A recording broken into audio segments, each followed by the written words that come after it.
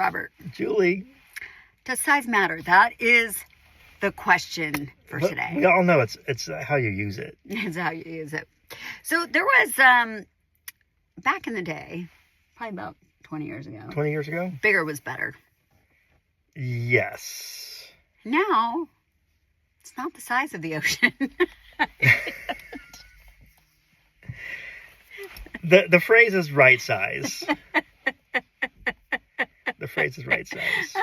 We are talking about houses. Yes. We are talking about houses. The bigger the house, the better it was. I feel like we've kind of come back from that a little bit, where people are like, a huge house doesn't necessarily make for, I don't know, an enjoyable home. If you have a 2,400 square foot house and then you move into a 4,500 square foot house, that's nice. That's almost doubling the house. Well, it's nice. There is a balance between having a home that fits your family well and being just obnoxiously large. Right, and your family and your extended family, and then sometimes in your professional world. Or your personal life, because if you love to entertain and you're going to constantly have people staying at your home, or you're going to have big parties, then yes, maybe you need more space to be able to do that. But if you are a family that kind of keeps to yourself, you don't have family staying at your home, it's just you, how much home do you need or want? Right. How much is a pain to clean, too? That's the thing people don't think about, is you have more windows, which get dirty. You have more flooring. You have more air conditioning. You have more heating. You have more landscaping. There was a home that we saw that I found out it was $2,000 a month just to water it. Right. And there's one yesterday that we saw that was $10,000 a month just to put power into it. Those are things you don't think about when you go to purchase a home. Is yes, you pay for the home, and then there's all these other extra added things that you have to pay for. My whole thing is I would lose my dog. Yeah, dogs. And their which anxiety might not be a bad thing. Their anxiety would be heightened. True. And I mean, it might take me 3 weeks to find the poop. The Roomba you'd have to have several Roombas in a 20,000 square foot house. But listen, I did have a Roomba thing, let me tell you. One time in band camp, one of the dogs, this was years ago. The Roomba was an artist. The dog had an accident. Was it an accident, or was it? Who knows? I didn't. It was not an accident. I didn't get to ask her. I didn't get to ask her. She didn't tell me.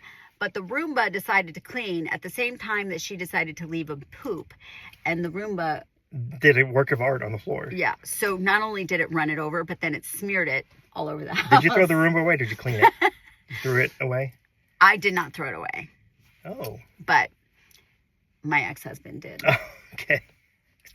Yes, and then we did not own another Roomba until now, because I bought one because my dogs are so well behaved for me. Yes.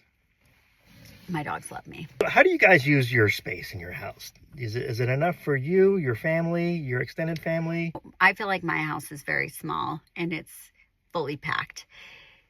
However, my house is big if we look at going to New York.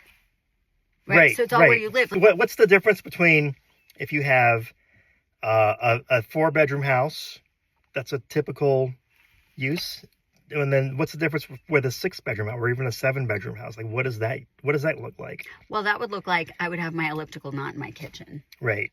That'd be nice. Right.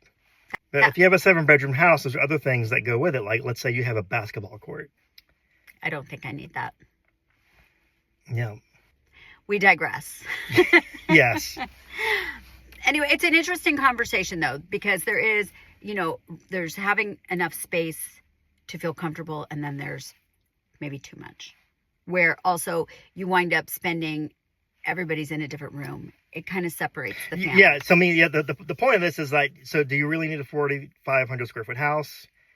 Yes. So do you really need 5,000 square feet or 3,000 square feet? Is that 4,000 the middle point? I think it's the 10,000 square feet. I think 4,000 square feet could be a comfortable sized home for your things, to have space, to have your own private space, be able to still come together as a family. Right. And then if you choose to entertain like 3-4 times a year, maybe you need 6,000 square feet, right? It's when you get into the 10, 20, 30,000. Yeah. square feet. In Dubai, they have homes for 2 wives, like Yeah, huge homes. huge homes. One for each wife. One for each wife. Robert is in the market, so if you would like to be one of 2 of his wives. I'll be moving to Dubai. All right, and we digress again. Okay, right. All right, you know what? Look, this is the point. Whatever you feel comfortable with, we will be happy finding for you. But it's just interesting to philosophize and talk about. Yeah, that's we see what is used out there, so that's when we ask these weird questions that might be weird to you. It's like there's a real underlying. And if you would like answer to a that. basketball court in your house, we have the house for you. Yeah, it's a full court. It's not a half court, It's an and it's also lined off for pickleball too, pickleball too, and a full kitchen, and a full kitchen, and a urinal. 2 urinals. It was pretty amazing. I'm not Yeah. gonna lie, but and if you love basketball, maybe this is the house for you. Yep. If you're a professional basketball player, we got you. Yep, or an agent or whatever. I mean, it's got all the stuff. Apparently, 60 plus professional athletes have played on that court. On that court. It's pretty cool. All right, and we digress. We will talk to you later.